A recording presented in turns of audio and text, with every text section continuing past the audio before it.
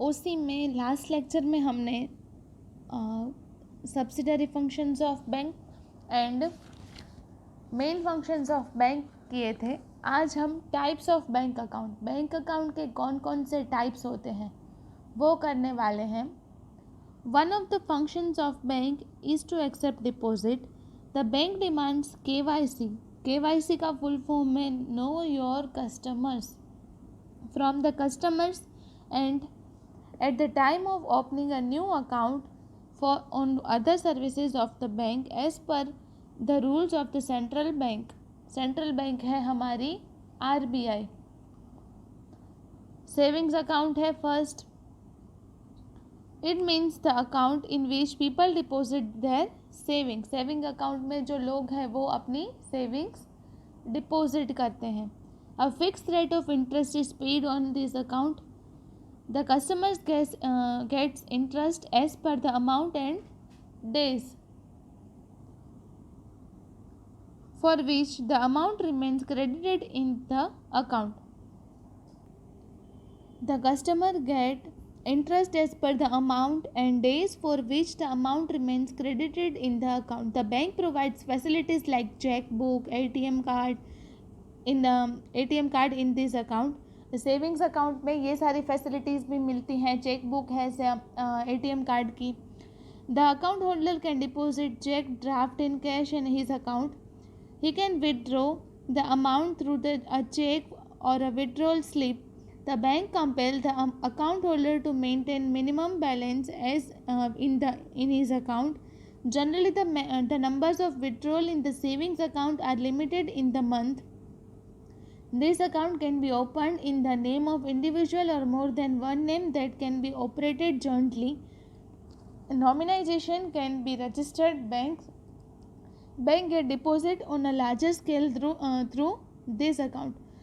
इस अकाउंट से ज़्यादा डिपॉजिट भी बैंक को मिलती है और जो अकाउंट होल्डर है उसको ये सारी फैसिलिटीज़ भी मिलती हैं जैसे कि deposit cheque, draft cash, ATM, ये सारे डिटेल्स भी मिलती है। अब करंट अकाउंट, तो this account can be opened with the name of an individual और a business unit. Normally no interest is provided in this account but the bank may collect bank charges. Facilities of loan can be provided on this account. There is no limitation in terms of numbers of transaction in the month in this account. कोई भी transaction की limit नहीं होती। Current account में बहुत ही ज़्यादा transactions कर सकते हैं। Generally a business man open this account. Businessman ही ये अकाउंट ओपन करते हैं। अब थर्ड है रिकरिंग अकाउंट। रिकरिंग अकाउंट में क्या होता है? This is an account which is opened from the savings point of view in which it is compulsory to deposit certain amount every month. The rate of interest on such amount is higher than saving account. Recurring account का जो interest है वो saving account से ज़्यादा होता है and lower than fixed deposit. The bank pays whole amount along with interest at the end of the term. Last जो account है वो है fix deposit account. Fix deposit means source of the money which can be used by the bank for fix term. Fix term के लिए ये use होता है fix deposit. The depositor can not withdraw money until the maturity date of deposit. If the money is withdrawn before the term of maturity then the rate of interest decreases. The bank gives the depositor written guarantee that it will pay the amount back along with the interest at the end of the term. ये जो amount पे की गई है वो amount और वो amount भी इंटरेस्ट के साथ पे करने वाले हैं। As the customer cannot withdraw money before the maturity date, the rate of interest in fixed deposit is higher than the savings account and recurring account. So types of bank account में 4 account थे, savings account, current account, recurring account and fix deposit. अब हम आगे देखें तो services provided by bank. Bank कौन कौन सी सर्विसेज प्रोवाइड करती हैं? The main function of bank is to invest money, provide loan and accept deposit. In addition to that, the bank has some more functions like looking after financial transaction of the customers, issue the letter of credit, issue the traveler's check, issue the draft, RTGS, NEFT, bank overdraft, loan, credit card, debit card and work related to core banking. अब उसका जो first service है bank की वो हम देखेंगे। तो first उसकी सर्विस है कि to issue draft. Draft means a cheque written by bank addressing another branch. The name of the person is mentioned in the draft and order is issued to pay the amount to that person. The bank transferred the amount as the issuing authority on behalf of customers.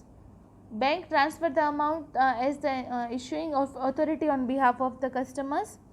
When a person wants to send money to another person, he goes to the bank, pays money, and the commission is to be paid to the bank for issuing the draft and request the bank to issue the draft. So first service है bank की to issue draft. The sender requests the bank to issue the draft in favor of the receiver. The bank orders its branch or its associated bank located in the area of a receiver to pay the amount. The draft can be deposited only in the account of the person whose name is written in it. As it is account pay only, unlike check, such draft never bounces. Second है banker's check, पे order. Bankers check को हम पे order भी बोलते हैं। Bankers check में क्या है? Banker's cheque is a facility similar to a bank draft. The cheque issued by a bank against the payment accepted by bank is called pay order. Pay order can be encased only in the same city. Pay order है वो same city में ही होता है। अब next है हमारा RTGS, real time gross settlement. लेकिन ये RTGS और नेफ्ट है वो बहुत ही ज़्यादा इम्पोर्टेंट टॉपिक है, इसलिए ये RTGS और जो नेफ्ट है NEFT वो हम नेक्स्ट लेक्चर में करेंगे। तो आज आपको होम असाइनमेंट में सिर्फ टाइप्स ऑफ बैंक अकाउंट लिखने हैं। सर्विसेज प्रोवाइडेड बाय बैंक है वो हम नेक्स्ट जो पूरा का पूरा क्वेश्चन है वो नेक्स्ट होम असाइनमेंट में लिखेंगे, क्योंकि ये RTGS और नेफ्ट है वो बहुत इंपॉर्टेंट टॉपिक है। सो ये पूरा का पूरा हम अलग से करेंगे, सो आपको ज़्यादा आसानी से ये टॉपिक है वो कर पाएँ। सो आज आपको होम असाइनमेंट में सिर्फ टाइप्स ऑफ बैंक अकाउंट लिखने हैं आपकी नोटबुक में। Thank you.